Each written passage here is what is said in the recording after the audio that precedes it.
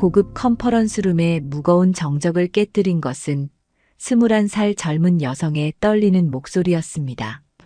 제가 해드릴게요. 아버지 수술비만 보탤 수 있다면 뭐든 해드릴 수 있어요.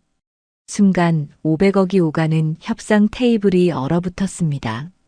검은색 조끼에 명찰을 단 누가 봐도 아르바이트생인 그녀의 간절한 호소에 미국 대기업 CEO는 황당하다는 표정을 지었고 중국 최대 IT 기업 회장은 어이없다는 듯 코웃음을 쳤습니다. 뭐라고? 아버지 수술비? 제임스 밀러가 믿을 수 없다는 듯 되물었습니다. 지금 장난하는 거야? 여기가 어디인 줄 알고? 리웨이 회장도 차갑게 내뱉었습니다. 아가씨, 여기는 동정심으로 일자리를 주는 곳이 아니야. 당장 나가. 컨퍼런스룸에 모인 30여 명의 시선이 일제히 그녀에게 쏠렸습니다. 누군가는 동정 어린 눈빛을 보냈고 누군가는 미친 사람 보듯 고개를 저었습니다. 그런데 불과 30분 후 놀라운 일이 벌어졌습니다. 그 자리에서 500억 규모의 계약이 성사되었고 두 CEO는 악수를 나누는 대신 방금 전까지 무시했던 그 아르바이트생을 넋을 잃고 바라보고 있었습니다.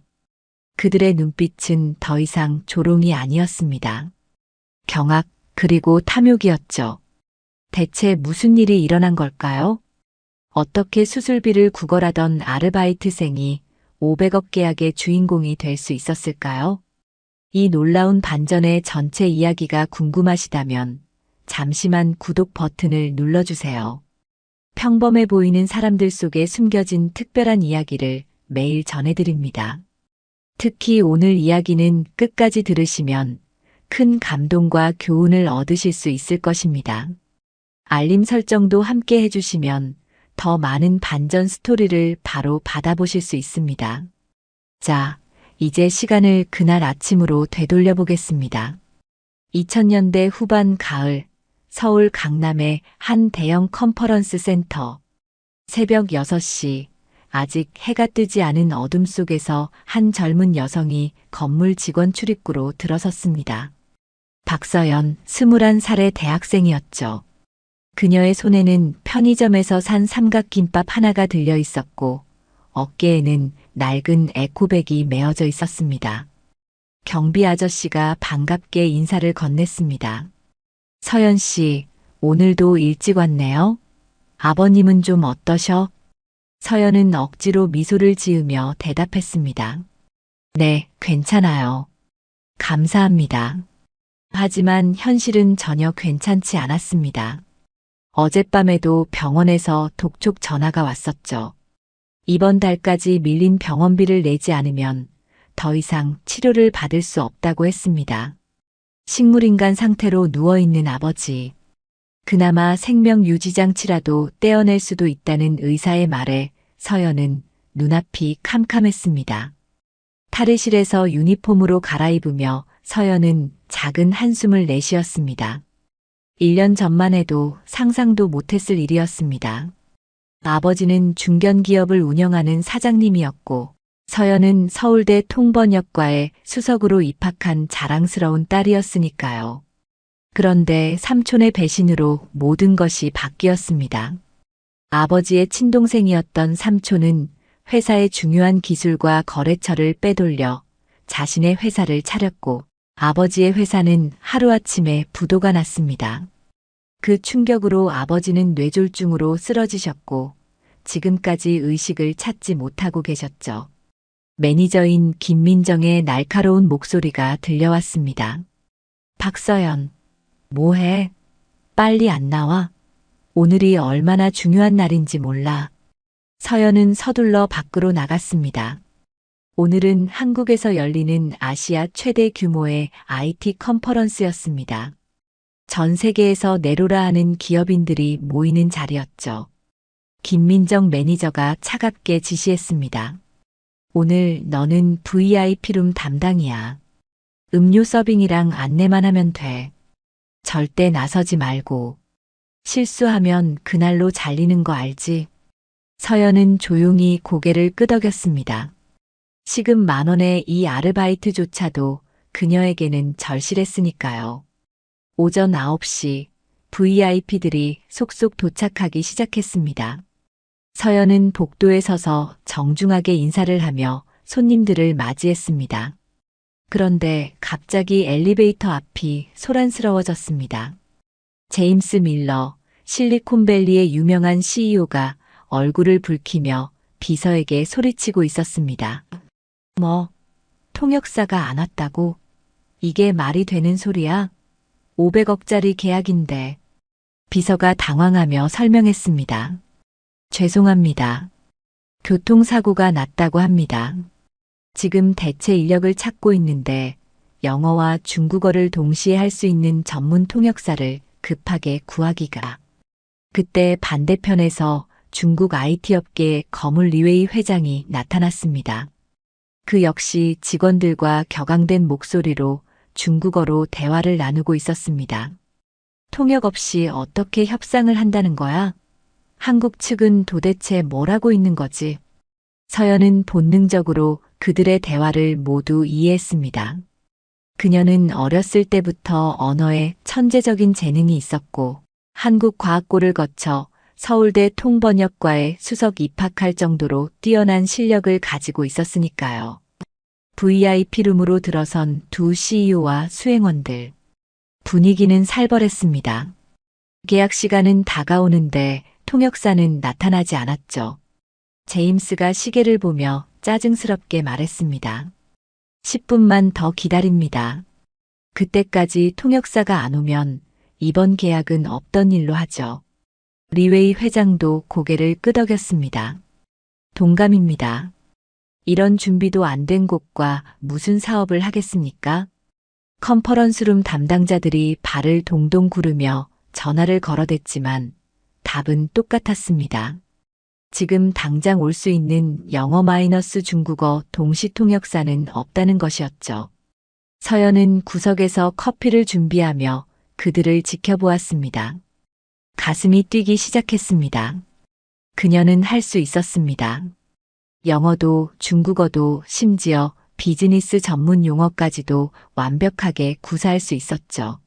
하지만 자신은 그저 아르바이트생일 뿐이었습니다. 그때 김민정 매니저가 다가와 속삭였습니다. 야, 커피 빨리 가져다 줘. VIP들 기분이 안 좋아 보이잖아. 서연은 커피가 담긴 트레이를 들고 천천히 테이블로 걸어갔습니다. 그녀의 머릿속은 복잡했습니다. 아버지의 병원비, 500만 원의 독촉장, 그리고 지금 눈앞의 기회. 커피를 내려놓는 순간 제임스가 일어서며 말했습니다. 됐습니다. 우리는 가겠습니다. 이런 곳과는 일할 수 없으니까. 리웨이도 따라 일어났습니다. 바로 그 순간이었습니다. 서연의 손이 떨렸습니다. 지금이 아니면 기회는 없을 것 같았습니다. 그녀는 깊게 숨을 들이쉬고 떨리는 목소리로 말을 꺼냈습니다. 제가 해드릴게요. 순간 모든 시선이 그녀에게 쏠렸습니다. 제임스 밀러는 어이없다는 표정으로 서연을 위아래로 훑어보았습니다. 뭐라고 했나? 내가 커피나 나르는 아가씨가. 그의 목소리에는 조롱이 가득했습니다. 리웨이 회장도 한숨을 내쉬며 고개를 저었습니다. 한국은 정말 이해할 수 없는 나라군. 전문 통역사는 안 오고 아르바이트생이 나서다니. 김민정 매니저가 황급히 달려와 서연의 팔을 잡았습니다. 미안합니다. 이 아이가 실수를. 박서연 당장 나가.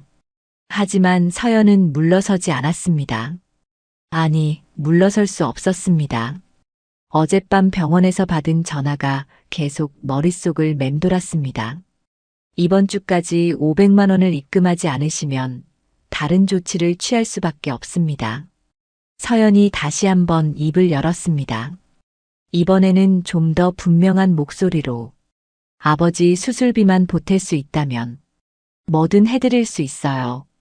정말로 통역할 수 있습니다. 제임스가 코웃음을 쳤습니다. 아버지 수술비?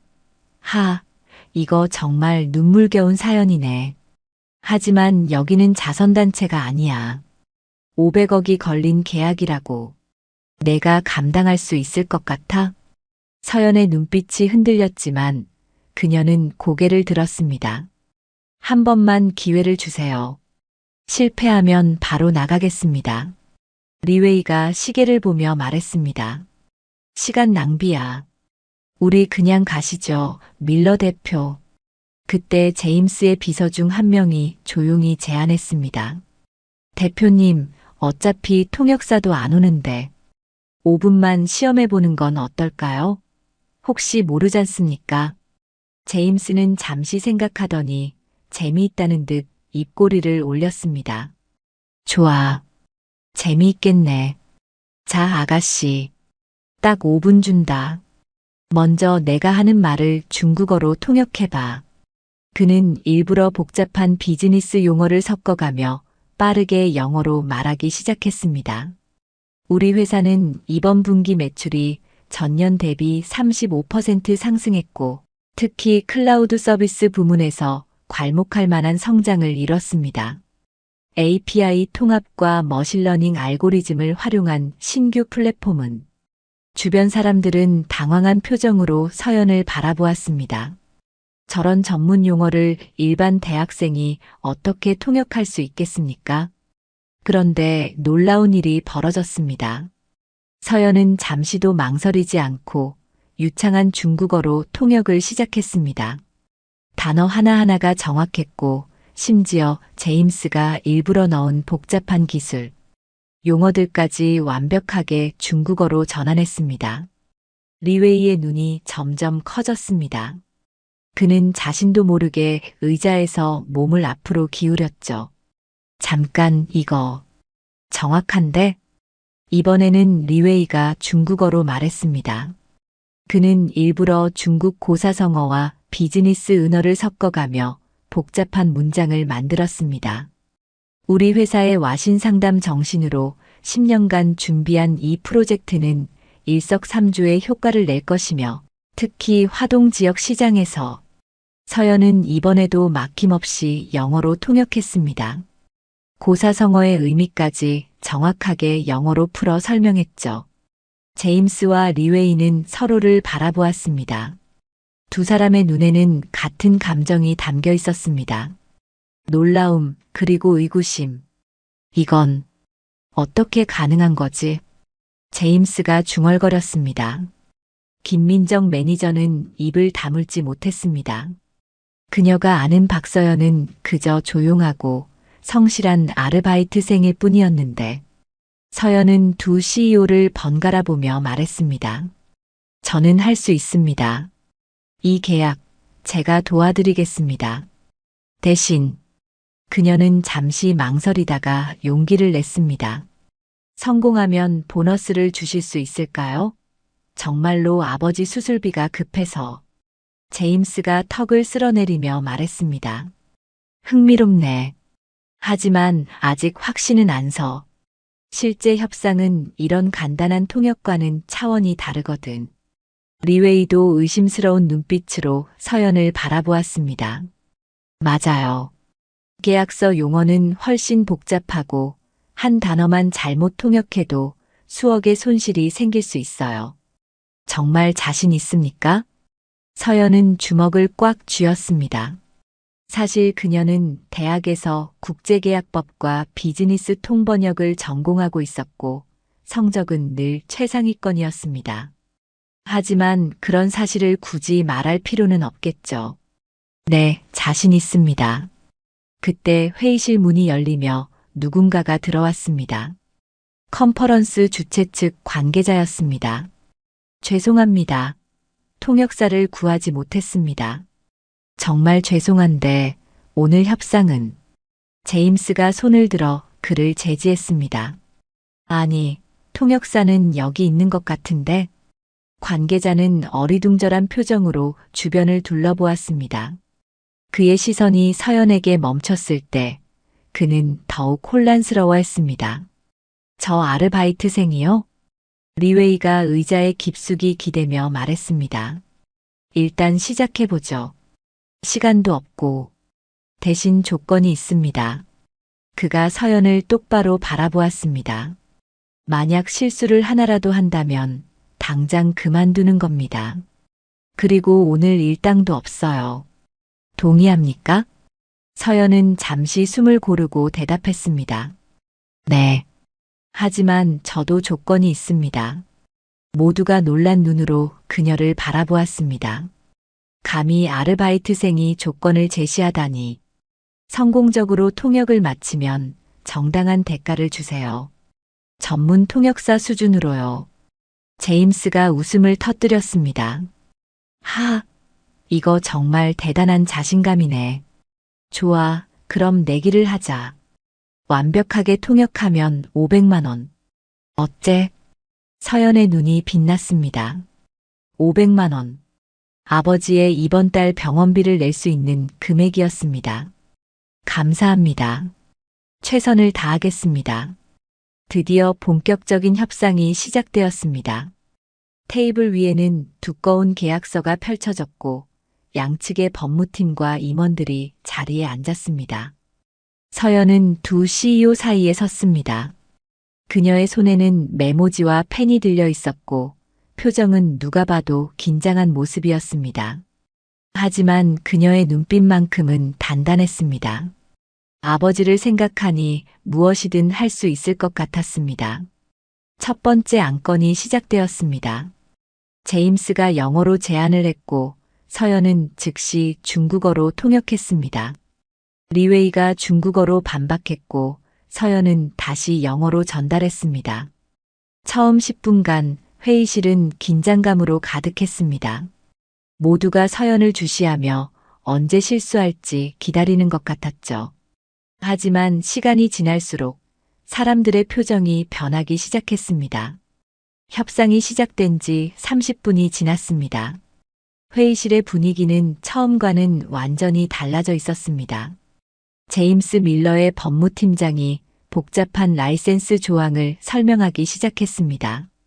그것은 일반인은 물론이고 전문가들도 이해하기 어려운 내용이었죠. 우리가 요구하는 것은 크로스 라이센싱 협약입니다. 특히 소스 코드의 부분적 공개와 함께 향후 파생 기술에 대한 우선 협상권을 포함해야 합니다. 또한 지적 재산권 관련해서는 팀장은 일부러 속도를 높였습니다. 전문 통역사도 놓치기 쉬운 속도였죠. 그는 서연을 시험하고 있었습니다. 하지만 서연은 조금도 당황하지 않았습니다. 그녀는 차분하게 메모를 하면서 동시에 완벽한 중국어로 통역을 이어갔습니다. 단순히 단어를 번역하는 것이 아니라 그 의미와 맥락까지 정확하게 전달했습니다. 리웨이 회장이 눈썹을 치켜 올렸습니다. 그는 옆에 앉은 자신의 법무 담당 부사장에게 중국어로 물었습니다. 저 통역 맞는 것 같습니까? 부사장이 고개를 끄덕였습니다. 네, 회장님. 오히려 원문보다 더 명확합니다. 특히 법률 용어 처리가 전문 변호사 수준입니다. 이번에는 리웨이 측에서 반격을 시작했습니다.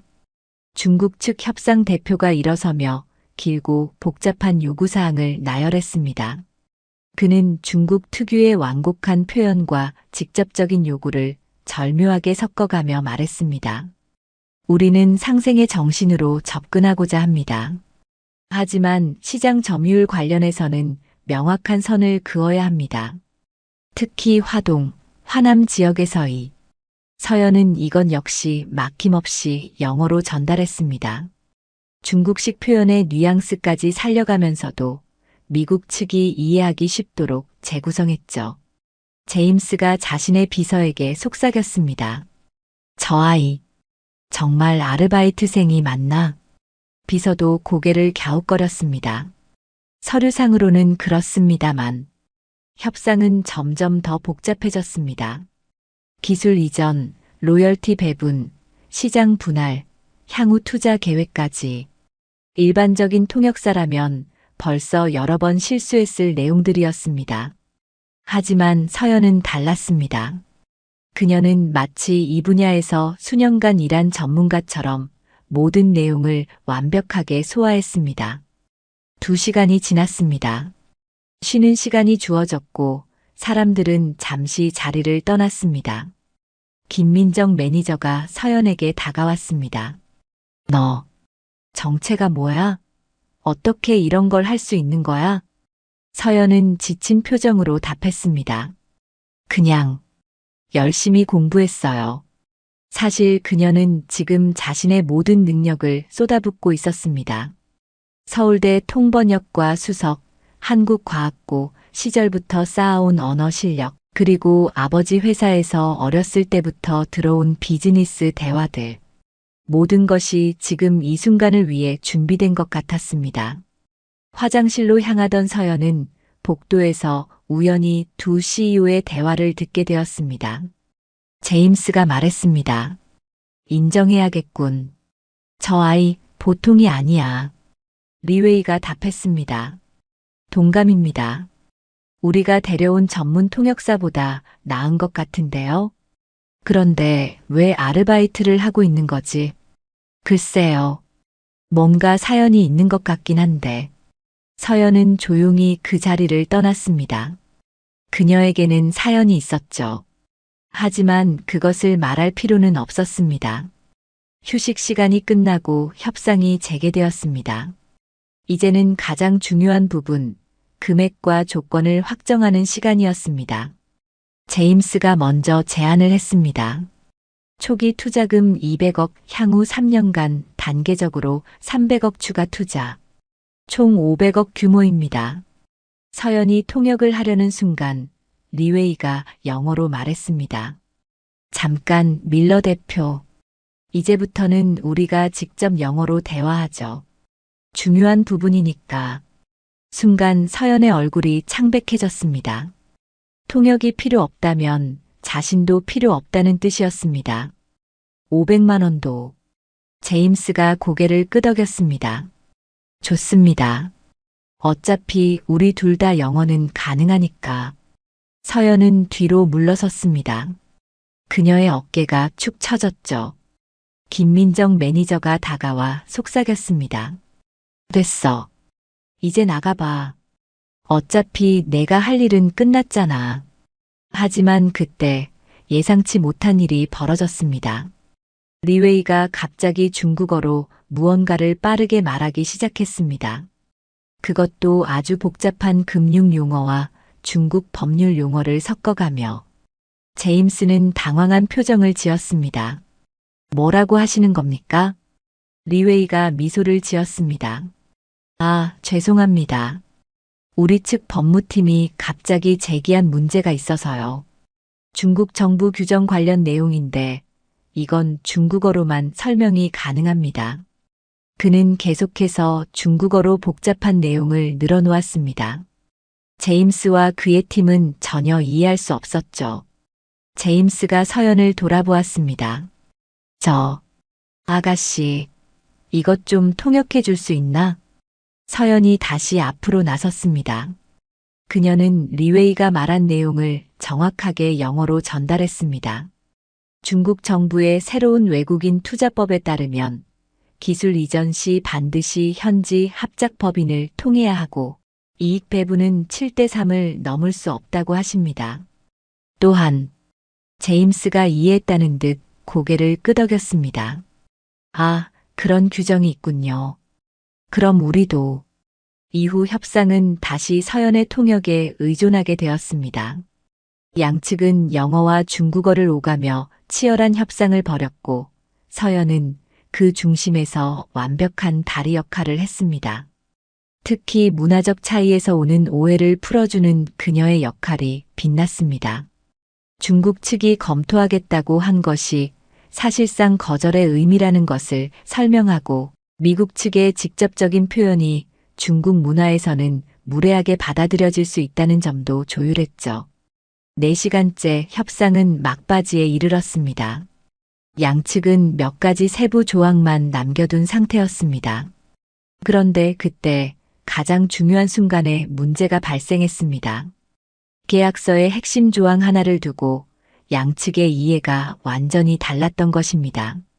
중국어 표현과 영어 표현이 미묘하게 달라서 생긴 문제였죠.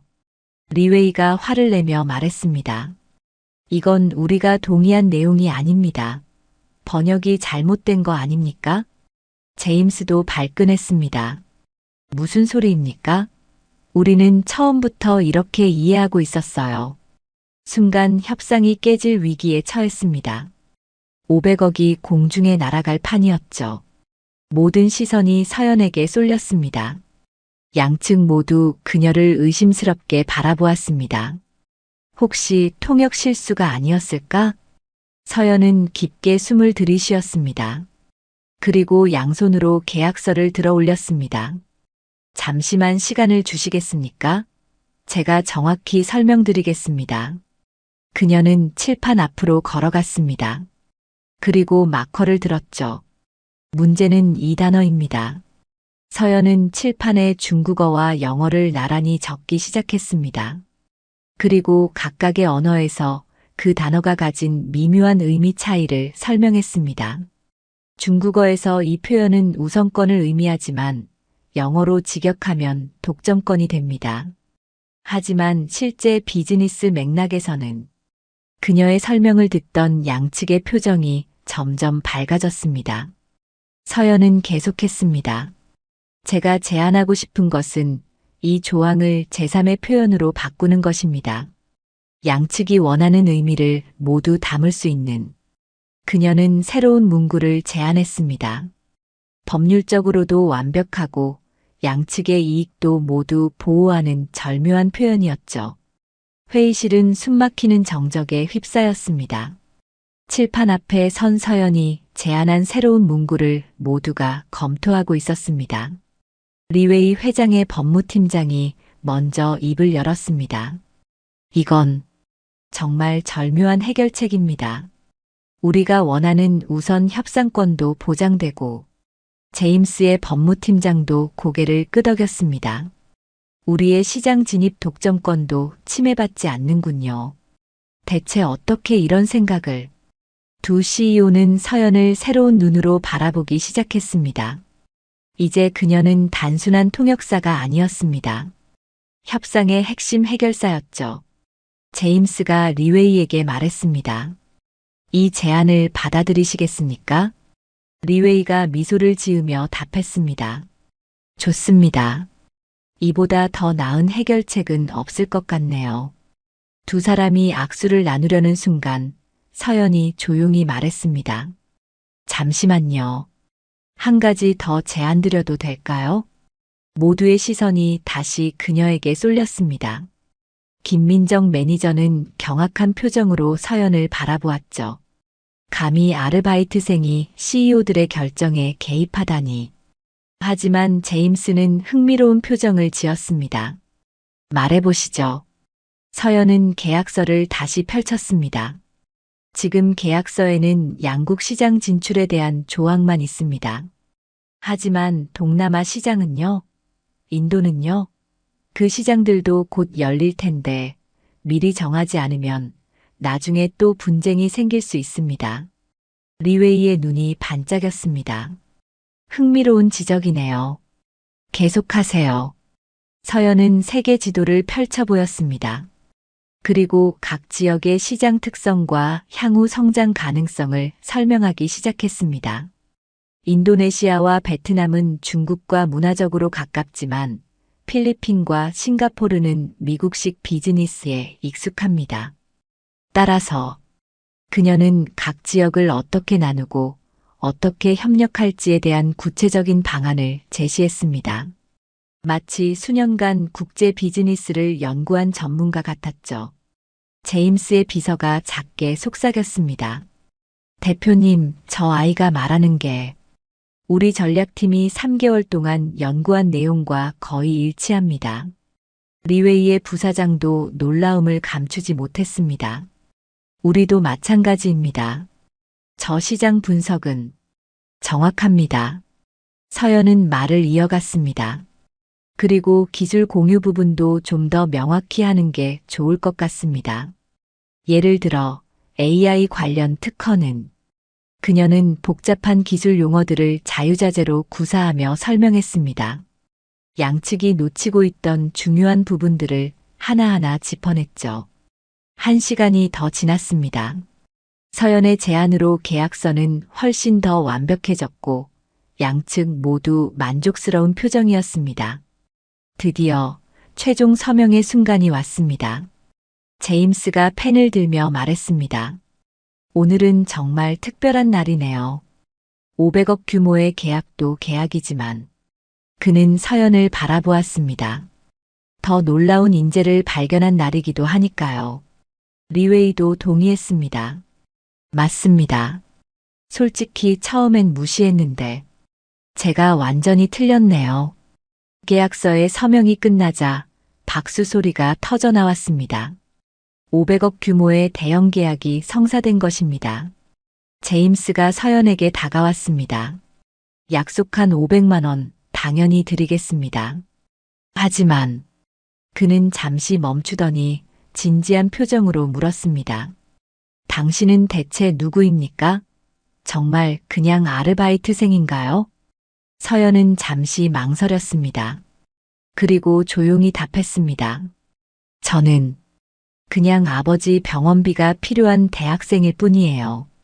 리웨이가 끼어들었습니다. 대학생? 무슨 과를 전공하시죠? 서울대학교 통번역과입니다. 순간 좌중이 술렁였습니다. 서울대라는 이름이 나오자 모두가 고개를 끄덕였죠. 하지만 그것만으로는 설명이 안 되는 부분이 많았습니다. 제임스가 다시 물었습니다. 그것만으로는 설명이 안 됩니다. 비즈니스 지식, 법률 지식, 기술에 대한 이해. 이건 학교에서만 배울 수 있는 게 아니에요. 서연은 슬픈 미소를 지었습니다. 아버지가 회사를 하셨어요. 어렸을 때부터 늘 곁에서 봐왔죠. 그녀는 더 이상 자세히 설명하지 않았습니다. 하지만 그녀의 눈에는 깊은 사연이 담겨 있었죠. 김민정 매니저가 황급히 다가왔습니다. 죄송합니다. 우리 직원이 실례를.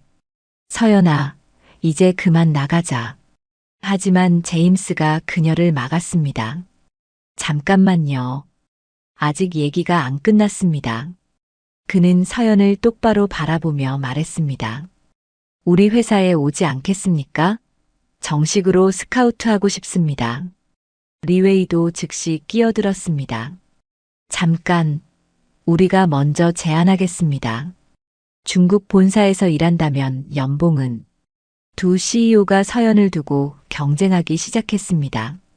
불과 몇 시간 전 무시하고 조롱했던 그 아르바이트생을 두고 말이죠. 서연은 당황한 표정으로 뒤로 물러섰습니다.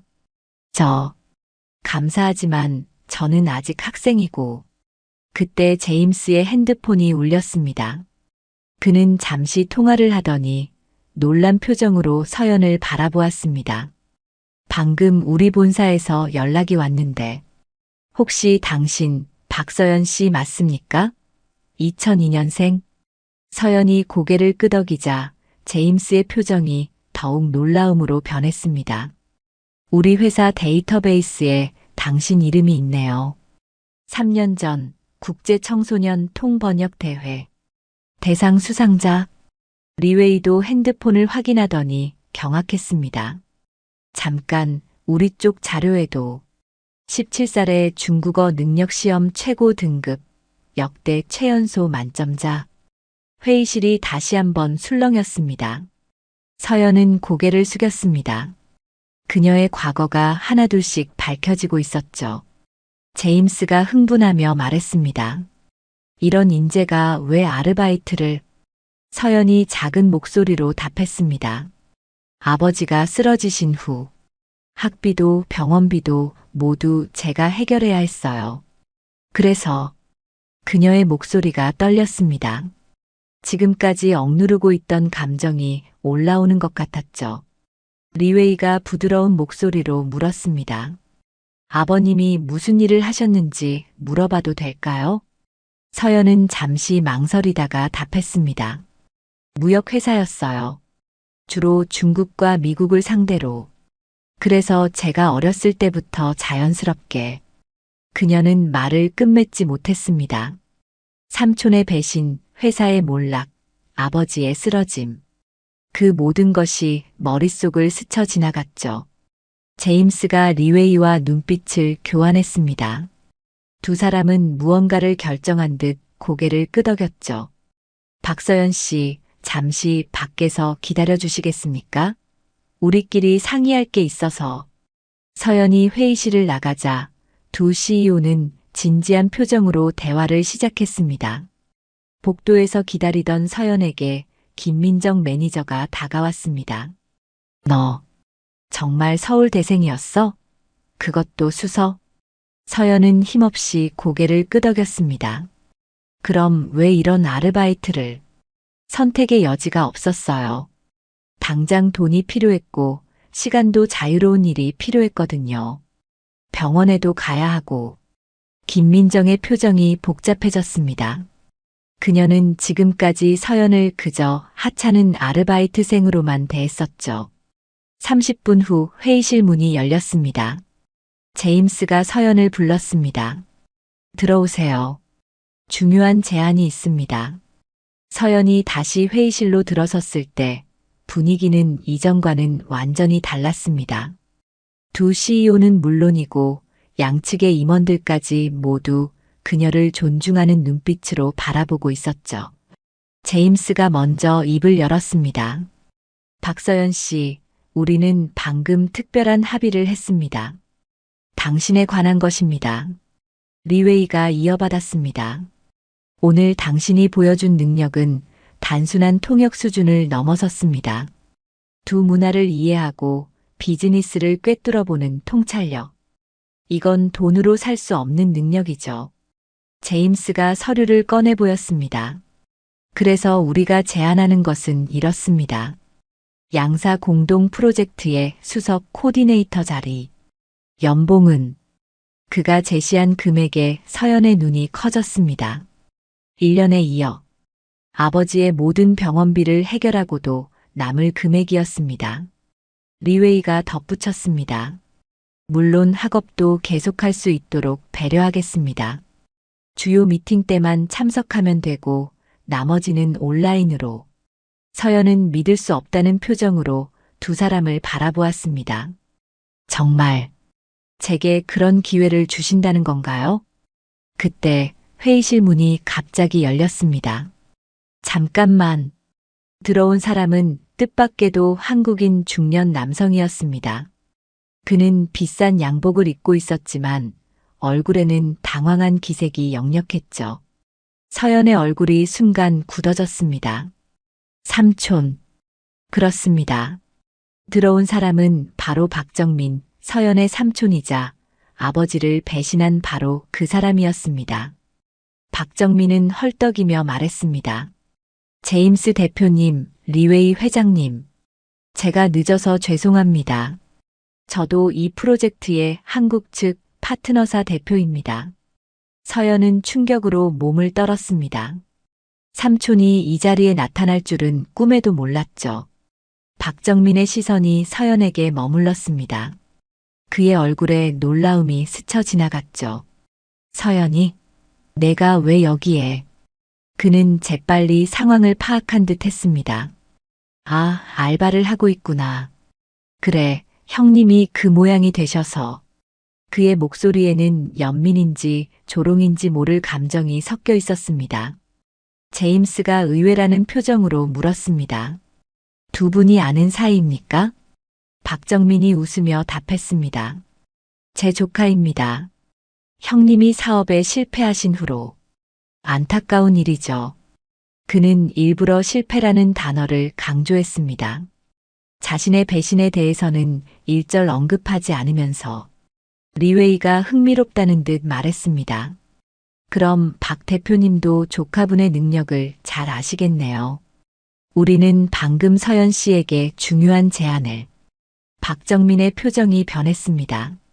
뭐라고요? 이 아이에게 무슨 제안을? 제임스가 설명했습니다. 양사 공동 프로젝트의 수석 코디네이터 자리를 제안했습니다. 오늘 보여준 능력이 탁월해서 박정민이 갑자기 웃음을 터뜨렸습니다. 하, 코디네이터라고요? 이 아이가 대표님들 속으신 겁니다. 모두가 당황한 표정으로 그를 바라보았습니다. 박정민이 계속했습니다. 서연이가 똑똑한 건 맞습니다. 하지만 실전 경험이 전무해요. 학교 공부만 잘하는 것과 실제 비즈니스는 다르죠. 게다가 그는 서연을 흘겨보며 말했습니다. 정신적으로 불안정한 면이 있습니다. 아버지 일로 트라우마가 있어서 중요한 일을 맡기기엔 위험합니다. 서연의 얼굴이 창백해졌습니다. 삼촌이 대체 무슨 말을 하는 건지 리웨이가 의심스러운 눈빛으로 물었습니다. 정신적으로 불안정하다니 무슨 뜻입니까? 박정민이 안타까운 표정을 지어 보였습니다. 아버지가 쓰러진 후로 자주 패닉 상태에 빠집니다. 그리고 가끔은 환상을 보기도 하죠. 아버지가 깨어나실 거라는. 이것은 완전한 거짓말이었습니다. 하지만 박정민은 마치 진심으로 조카를 걱정하는 삼촌처럼 연기했죠. 서연이 떨리는 목소리로 항변했습니다. 그건 거짓말이에요. 삼촌, 어떻게 그런. 박정민이 그녀를 자르며 말했습니다. 서연아, 내가 힘든 건 안다. 하지만 내 능력을 과대평가하면 안 돼. 이런 큰 프로젝트는 내가 감당할 수 없어. 그는 두 CEO를 향해 돌아섰습니다. 대신 제가 적합한 인재를 추천하겠습니다. 우리 회사의 경력 10년의 전문가가. 그때 제임스가 손을 들어 그를 제지했습니다. 박 대표님, 잠시만요. 우리는 오늘 서연 씨가 보여준 능력을 직접 봤습니다. 환상이나 불안정과는 거리가 멀었죠. 리웨이도 동의했습니다. 맞습니다. 오히려 누구보다 침착하고 정확했습니다. 500억 계약이 깨질 뻔한 순간을 구한 사람이 바로 서연 씨예요. 박정민의 얼굴이 붉어졌습니다. 그건 그저 운이 좋았을 뿐입니다. 제가 조카를 누구보다 잘 압니다. 이 아이는. 서연이 갑자기 일어섰습니다. 그녀의 눈에는 더 이상 두려움이 없었습니다. 삼촌, 그만하세요. 그녀는 두 CEO를 향해 돌아섰습니다. 제가 직접 증명하겠습니다. 제가 할 수 있는 것이 무엇인지. 서연은 가방에서 노트북을 꺼냈습니다. 그리고 화면을 연결하며 말했습니다. 이것은 제가 오늘 협상을 들으면서 정리한 내용입니다. 화면에 나타난 것은 놀랍도록 상세한 협상 분석 자료였습니다. 각 조항의 리스크, 개선점, 향후 전략까지 완벽하게 정리되어 있었죠. 그리고 이것은 서연이 다음 화면을 띄웠습니다. 양사가 진출할 아시아 시장에 대한 재분석입니다. 각국의 법률, 문화, 시장 특성을 고려한 진출 전략이죠. 임원들이 술렁거렸습니다. 저 자료를 언제 만들었단 말입니까? 서연이 계속했습니다. 저는 영어와 중국어뿐만 아니라 일본어, 스페인어, 프랑스어, 독일어, 아랍어까지 구사할 수 있습니다.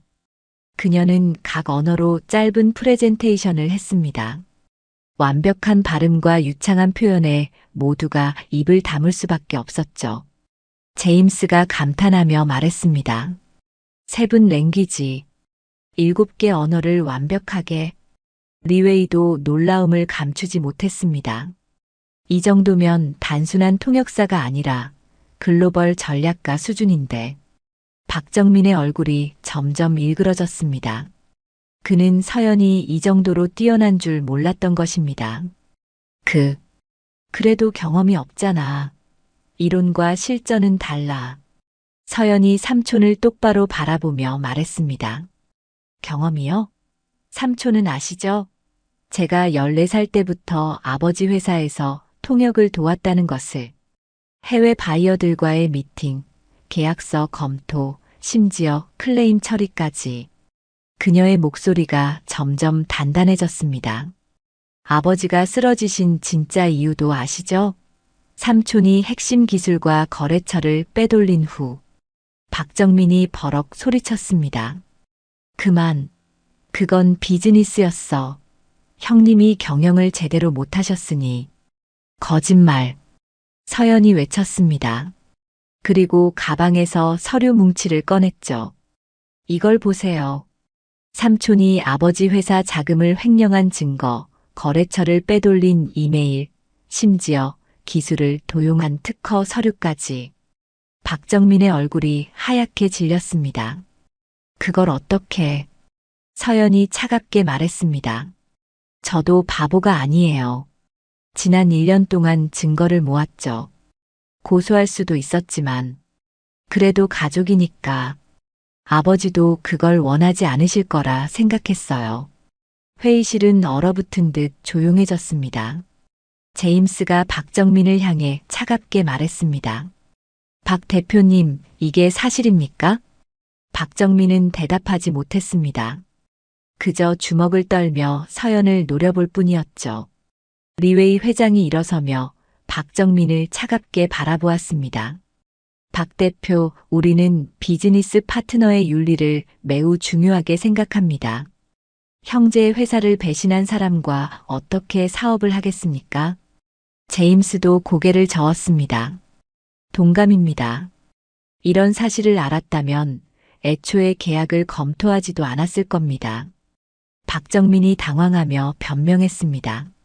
이건 오해입니다. 가족 간의 사소한 문제를 비즈니스와 연결시키는 건. 그때 서연이 노트북에서 음성 파일을 재생했습니다. 박정민의 목소리가 회의실에 울려 퍼졌습니다. 형님 회사는 이제 끝이야. 거래처는 다 내가 가져갔고 핵심 기술도 이미 특허 출원했어. 형님은 너무 순진해서 사업가가 될 그릇이 아니었어. 그것은 1년 전 박정민이 공범과 통화한 내용이었습니다. 서연이 우연히 녹음하게 된 결정적 증거였죠. 박정민의 다리에 힘이 풀렸습니다. 그는 의자에 털썩 주저앉았죠. 제임스가 단호하게 말했습니다. 박 대표, 우리와의 파트너십은 없던 일로 하겠습니다. 리웨이도 동의했습니다. 우리도 마찬가지입니다. 즉시 계약을 철회하겠습니다. 박정민이 울부짖었습니다. 안 돼. 이 계약이 없으면 우리 회사는. 서연이 조용히 말했습니다. 삼촌 회사는 이미 끝났어요. 아버지 회사에서 훔친 기술로 버틴 거잖아요. 그 기술도 이제 한계에 도달했고, 그녀는 두 CEO를 향해 돌아섰습니다. 죄송합니다. 가족의 치부를 보여드리게 되어. 제임스가 손을 들어 그녀를 안심시켰습니다. 사과할 필요 없습니다. 오히려 당신의 용기에 감탄했어요. 리웨이가 덧붙였습니다. 맞습니다. 어려운 상황에서도 올바른 선택을 하는 것. 그것이 진정한 리더의 자질이죠. 박정민이 비틀거리며 일어섰습니다. 그의 눈에는 분노와 절망이 섞여 있었죠. 내가 모든 걸 망쳤어. 너희 아버지처럼 넌 너무 순진해. 그는 회의실을 뛰쳐나갔습니다. 무거운 침묵이 흘렀죠. 서연의 어깨가 축 처졌습니다. 아무리 미운 삼촌이라도 가족이었으니까요. 그때 제임스가 부드럽게 말했습니다. 박서연 씨, 이제 다시 본론으로 돌아가죠. 우리의 제안은 여전히 유효합니다. 리웨이가 미소를 지으며 말했습니다. 아니, 제안을 수정하겠습니다. 연봉 2억이 아니라 3억. 그리고 프로젝트 성공 보너스 별도. 제임스가 맞받았습니다. 우리도 조건을 올리겠습니다. 4억, 그리고 미국 본사 연수 기회까지. 두 CEO가 다시 경쟁을 시작하자 서연은 당황했습니다. 잠시만요. 저는 아직. 그때 서연의 핸드폰이 울렸습니다. 병원 번호였죠. 실례합니다. 병원에서. 받아도 될까요? 두 CEO가 고개를 끄덕이자 서연은 전화를 받았습니다. 그녀의 얼굴이 점점 밝아졌습니다. 정말이요? 아버지가 손가락을 움직이셨다고요? 회의실의 모든 사람들이 그녀를 따뜻한 눈빛으로 바라보았습니다. 서연은 눈물을 글썽이며 전화를 끊었습니다. 아버지가 1년 만에 처음으로 반응을 보이셨대요. 의식이 돌아올 가능성이 있다고 제임스가 진심 어린 목소리로 말했습니다. 축하합니다. 정말 다행이네요. 리웨이도 고개를 끄덕였습니다. 이제 병원비 걱정은 하지 않아도 될 것 같네요. 서연이 두 사람을 번갈아 보며 말했습니다. 정말 감사합니다. 하지만 저는 두 분의 제안을 모두 받을 수 없어요. 두 CEO가 의외라는 표정을 지었습니다. 서연이 설명했습니다. 대신 다른 제안을 드리고 싶습니다. 제가 양사의 가교 역할을 하는 것은 어떨까요? 어느 한쪽에 속하지 않고 독립적인 컨설턴트로서. 그녀는 노트북 화면을 바꿨습니다. 오늘 협상을 보면서 느꼈습니다. 두 회사는 경쟁자가 아니라 서로를 보완할 수 있는 파트너예요. 미국의 기술력과 중국의 시장, 그리고 한국의 문화적 가교 역할. 제임스와 리웨이가 서로를 바라보았습니다. 서연이 계속했습니다. 저는 글로벌 브릿지 컨설팅이라는 회사를 만들고 싶습니다. 언어와 문화의 장벽을 허무는 회사요. 두 분이 첫 고객이 되어주신다면. 그녀의 눈이 반짝였습니다. 더 이상 두려워하는 소녀가 아니었죠. 당당한 사업가의 모습이었습니다. 리웨이가 감탄하며 말했습니다. 21살의 창업이라. 대단한 용기네요. 제임스도 고개를 끄덕였습니다. 아버님의 피를 물려받은 것 같네요. 사업가의 피를. 서연이 미소 지었습니다. 아버지가 늘 말씀하셨어요. 진정한 성공은 혼자 이루는 것이 아니라 함께 성장하는 것이라고. 두 CEO가 일어섰습니다. 제임스가 손을 내밀며 말했습니다. 좋습니다. 글로벌 브릿지 컨설팅의 첫 고객이 되겠습니다. 리웨이도 악수를 청했습니다. 우리도 참여하겠습니다. 초기 자본금도 투자하죠. 서연은 두 사람과 악수를 나누었습니다. 그녀의 손은 더 이상 떨리지 않았죠. 김민정 매니저가 넋을 잃고 이 광경을 바라보고 있었습니다. 몇 시간 전까지 커피를 나르던 아르바이트생이 이제는 CEO들과 대등하게 악수를 나누고 있었으니까요. 회의가 끝나고 서연이 짐을 정리하고 있을 때 제임스가 다가왔습니다. 한 가지 궁금한 게 있습니다. 왜 처음부터 능력을 드러내지 않았죠? 서연이 잠시 생각하더니 답했습니다. 기회를 기다렸어요. 진짜 실력은 적절한 때에 보여야 가치를 인정받으니까요. 그리고 그녀는 창밖을 바라보며 말했습니다. 겸손함을 잃지 않고 싶었어요. 아버지가 쓰러지신 후 저는 배웠거든요. 진정한 힘은 자신을 낮출 줄 아는 데서 나온다는 것을. 리웨이가 박수를 치며 말했습니다. 현명한 생각입니다. 그 나이에 그런 지혜를 가지다니. 서연이 밝게 웃었습니다. 이제 병원에 가봐야 해요. 아버지께 오늘 일을 말씀드리고 싶어요. 그녀가 회의실을 나서려는 순간 제임스가 불렀습니다. 박서연 대표님.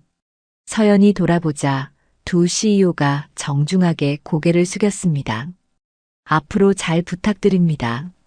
서연도 깊이 인사했습니다. 저야말로 잘 부탁드립니다. 컨퍼런스 센터를 나선 서연은 깊게 숨을 들이쉬었습니다. 가을 하늘이 유난히 맑았죠.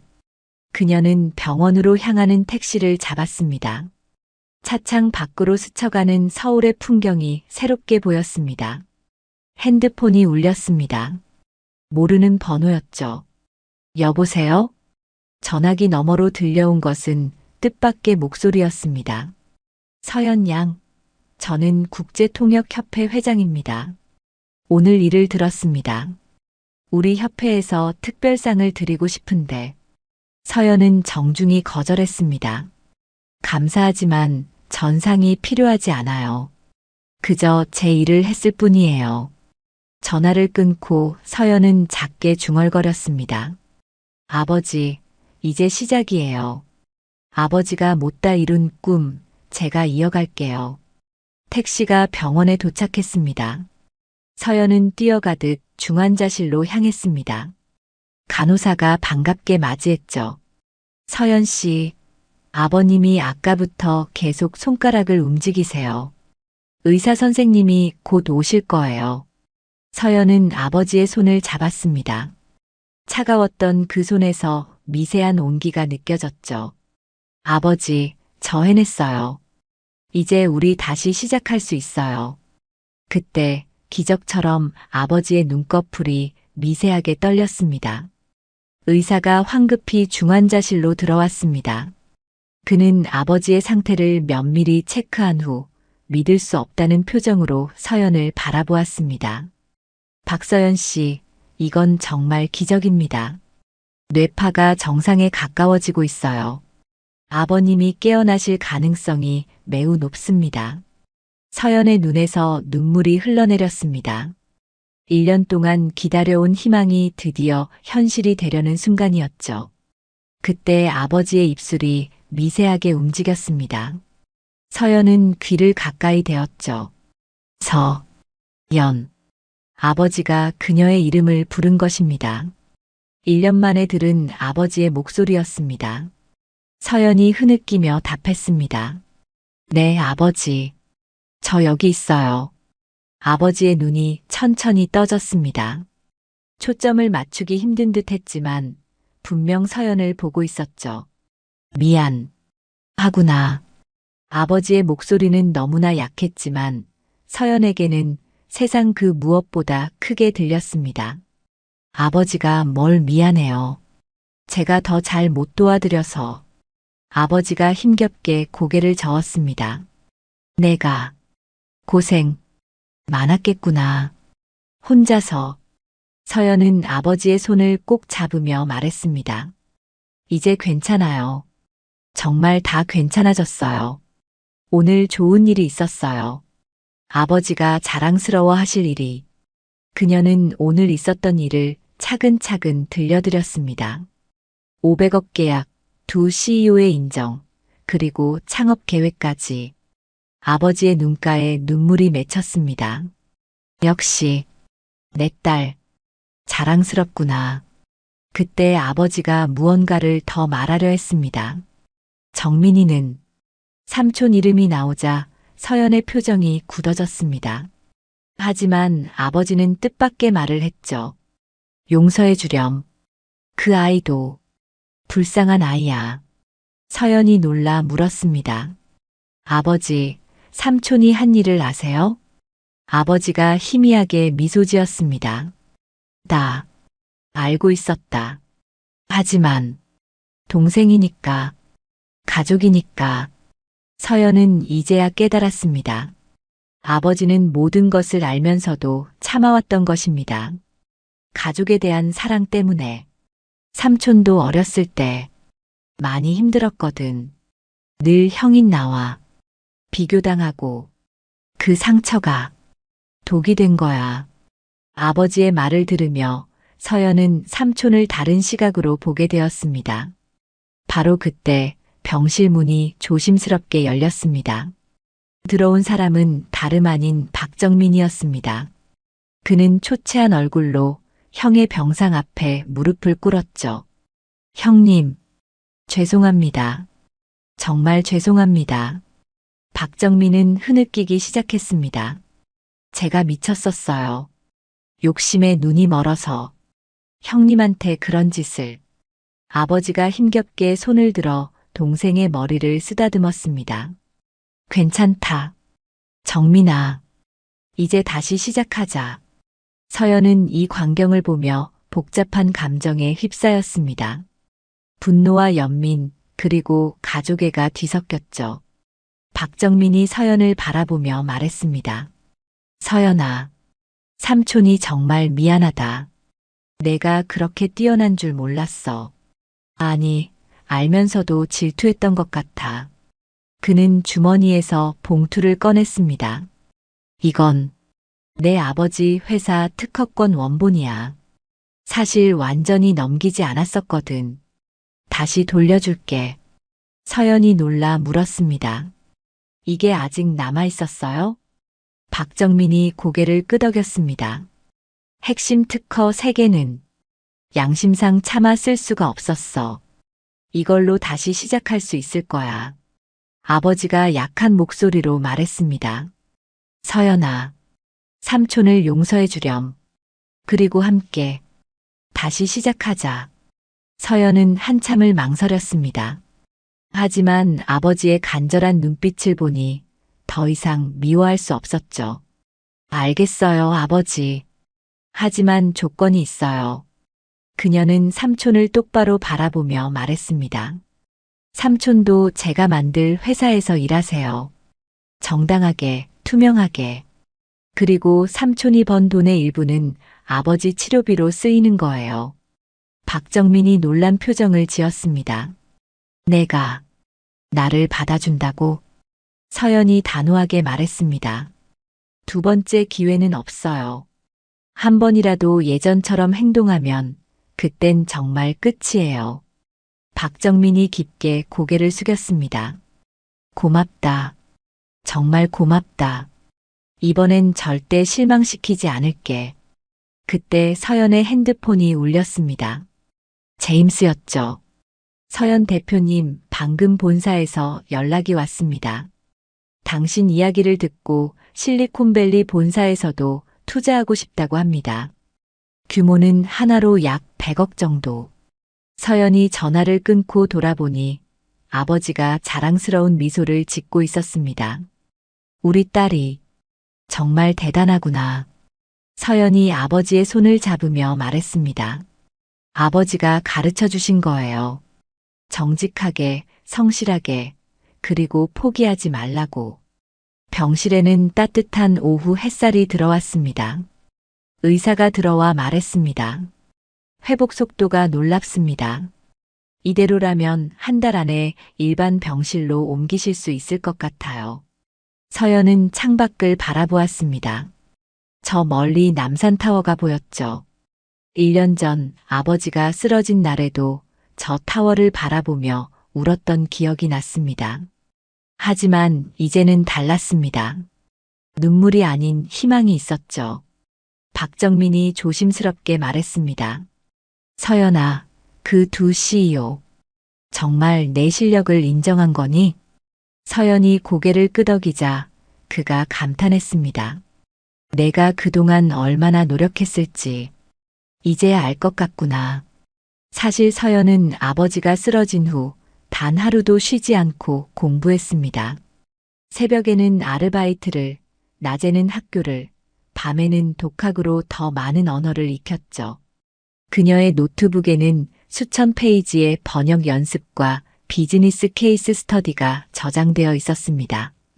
모두 언젠가 아버지의 회사를 되살릴 날을 준비한 것이었죠. 간호사가 들어와 말했습니다. 면회 시간이 거의 끝나갑니다. 서연이 일어서며 말했습니다. 아버지, 내일 또 올게요. 그때는 더 좋은 소식을 가지고요. 아버지가 약하게 고개를 끄덕였습니다. 서연아, 네 아버지, 사랑한다. 서연의 눈에 다시 눈물이 맺혔습니다. 하지만 이번엔 행복한 눈물이었죠. 저도 사랑해요 아버지. 병원을 나선 서연과 박정민. 어색한 침묵이 흘렀습니다. 박정민이 먼저 입을 열었습니다. 서연아, 내가 내 회사에서 일한다면 뭘 하면 될까? 서연이 잠시 생각하더니 답했습니다. 삼촌은 영업 경험이 많으시잖아요. 그 네트워크를 활용하되 이번엔 정직하게요. 박정민이 결심한 듯 고개를 끄덕였습니다. 알았다. 이번엔 정말 제대로 해보겠다. 2 사람이 병원 입구에서 헤어지려는 순간 서연이 말했습니다. 삼촌 한 가지만 기억해 주세요. 뭐? 가족이 경쟁자가 아니라 동반자라는 것. 아버지가 늘 그렇게 생각하셨어요. 박정민의 눈가가 붉어졌습니다. 그래. 형님은 늘 그러셨지. 내가 너무 늦게 깨달았구나. 3개월 후 서울 강남의 한 오피스 빌딩. 글로벌 브릿지 컨설팅이라는 간판이 새롭게 걸린 사무실에는 활기가 넘쳤습니다.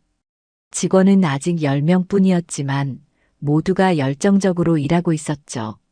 서연은 대표실이 아닌 개방된 공간에서 직원들과 함께 일했습니다.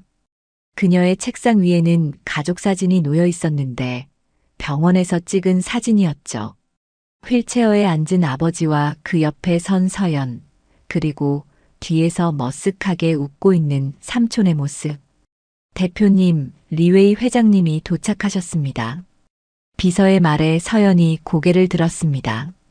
오늘은 첫 번째 프로젝트의 성과를 발표하는 날이었죠. 회의실로 들어선 리웨이와 제임스. 두 사람은 이제 경쟁자가 아닌 파트너가 되어 있었습니다. 제임스가 웃으며 말했습니다. 서연 대표, 놀라운 소식이 있습니다. 우리 프로젝트가 이미 흑자 전환했어요. 당초 예상보다 1년이나 빠른 거죠. 리웨이도 만족스러운 표정이었습니다. 중국 시장 진출도 순조롭습니다. 서연 대표의 문화 분석이 정확했어요. 서연이 겸손하게 답했습니다. 두 분이 서로를 신뢰하고 협력한 덕분입니다. 저는 그저 다리 역할을 했을 뿐이에요. 그때 박정민이 들어왔습니다. 그의 표정은 석 달 전과는 완전히 달랐죠. 자신감이 있으면서도 겸손한 모습이었습니다. 조카, 아니 대표님. 일본 기업 3곳에서 우리 서비스를 요청했습니다. 특히 소프트뱅크에서 큰 관심을 보이고 있어요. 서연이 놀라며 물었습니다. 정말이요? 어떻게? 박정민이 뿌듯한 표정으로 답했습니다.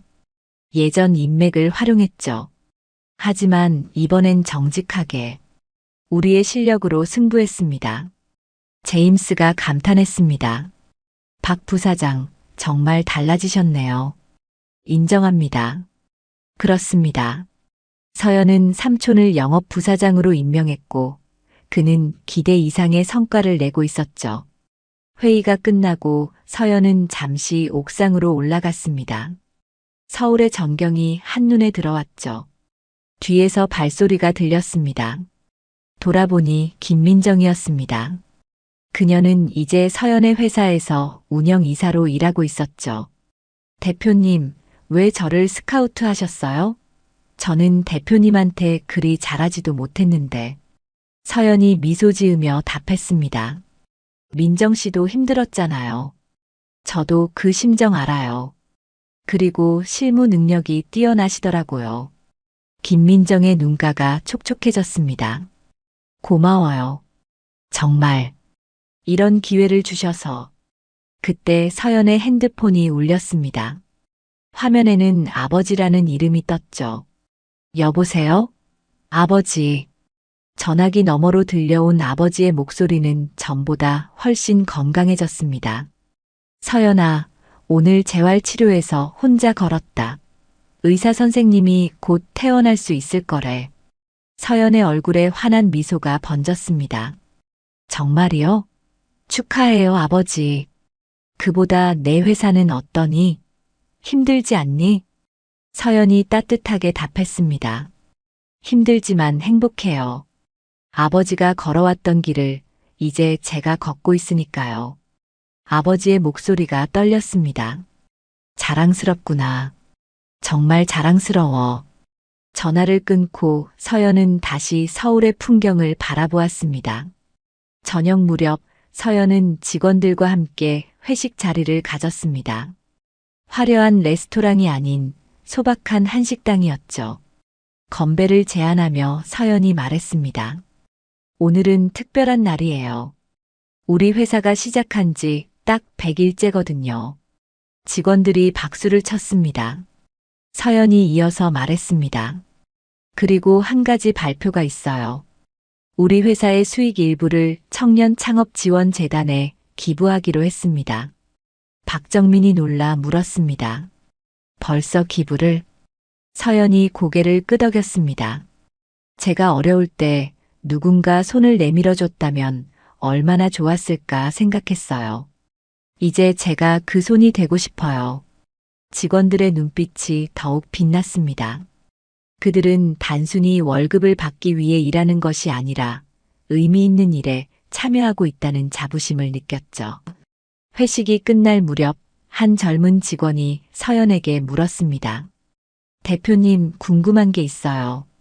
그날 왜 그렇게 용기를 내실 수 있었어요? 두 CEO 앞에서 나서는 게 쉽지 않았을 텐데. 서연이 잠시 생각에 잠기더니 답했습니다. 아버지 때문이었어요.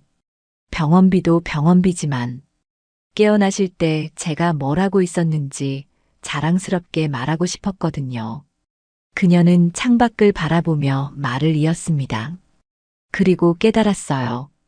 기회는 기다리는 게 아니라 만드는 거라는 걸. 겉모습이나 나이, 지위는 중요하지 않아요. 중요한 건 실력과 진정성이죠. 1년 후, 글로벌 브릿지 컨설팅은 아시아 최고의 다국적 비즈니스 컨설팅 회사로 성장했습니다. 직원도 100명이 넘었고 지사도 5개국에 생겼죠.